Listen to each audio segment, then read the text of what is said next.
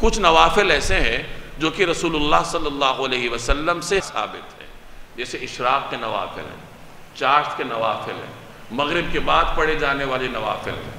تو ہمیں اولین فرصت میں کوشش کرنی چاہیے کہ اپنے آپ کو ان نوافل کا عادی بنائیں۔ اگر کسی آدمی نے 2 رکعت اشراق کے نوافل پڑھے تو حدیث میں آتا ہے کہ اسے مکمل حج اور عمرے کا ثواب ملتا ہے۔ ایک آدمی فجر کی نماز پڑھے، فجر کی نماز پڑھنے کے بعد اپنی جگہ پر بیٹھا رہے جب تک سورج نہ طلوع ہو، اور سورج طلوع ہونے کے بعد 2 رکعت اشراق کے نوافل پڑھ لے تو اسے حج اور عمرہ مکمل کا ثواب ملتا ہے۔ لیکن اگر کوئی آدمی وہاں نہ بیٹھ سکے، گھر چلے جائے تو چلو بعد میں پڑھ لے۔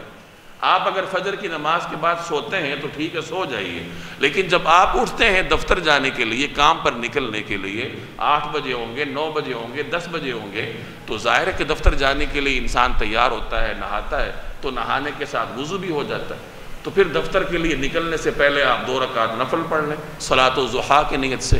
اشراق بھی پڑھ سکتے ہیں، چاشت بھی پڑھ سکتے ہیں۔ اشراق اور چاشت کا وقت ایک ہی وقت شروع ہوتا ہے۔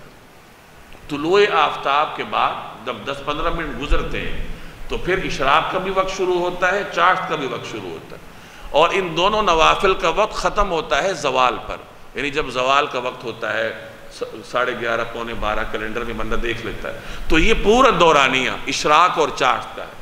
اب اس میں اگر شروع میں یعنی طلوع آفتاب کے فوراً بعد اگر کوئی آدمی پڑھ لیتا ہے تو وہ اشراق کا افضل وقت ہے، اور جب سورج تھوڑا سا اوپر آ جائے 8-9 بجے کا وقت ہو اور پھر وہ 4 رکعت پڑھ لے تو وہ چاشت کے نوافل ہو جائیں۔ لیکن اگر کوئی آدمی ان اوقات کی حفاظت نہ کر سکے تو کم از کم درجے میں یہ ہے کہ جس وقت آپ اٹھیں دفتر جانے کے لیے تو اس وقت آپ 2 رکعت صلاۃ الضحیٰ کی نیت سے پڑھ لیں۔ صلاۃ الضحیٰ کا اطلاق اشراق پر بھی ہوتا ہے، چاشت پر بھی ہوتا ہے، تو 2 رکعت پڑھ لیجیے۔ اگر ہو سکے تو 2 اشراق کے پڑھ لیں، 4 چاشت کے پڑھ لیں، یہ نہ ہو سکے تو کم از کم 2 ہی پڑھ لیجیے، تو ثواب تو ملے گا۔ حدیث میں آتا ہے کہ جب انسان صبح اٹھتا ہے تو اس کے جسم کے ہر جوڑ پر صدقہ ہوتا ہے، اور اگر کوئی آدمی ضحیٰ کے 2 نوافل پڑھ لے تو وہ اس کے ہر جوڑ کی طرف سے صدقے کے لیے کافی ہوتا ہے۔ تو ان نوافل کا اہتمام کرنا چاہیے۔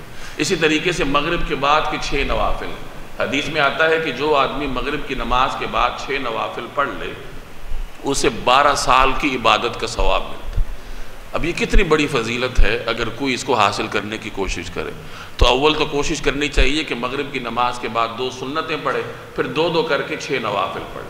لیکن اگر کوئی آدمی یہ نہ کر سکے تو چلیے جو 2 سنتیں ہیں ان کو بھی شامل کر لے، 2 سنتیں پڑھ لے، پھر اس کے بعد 2 کر کے 4 نوافل پڑھ لے، تو ٹوٹل 6 رکعتیں ہو جائیں گی۔ تو امید ہے کہ اللہ تعالیٰ اس پر بھی اس کو 12 سال کے نوافل کا ثواب دے گا۔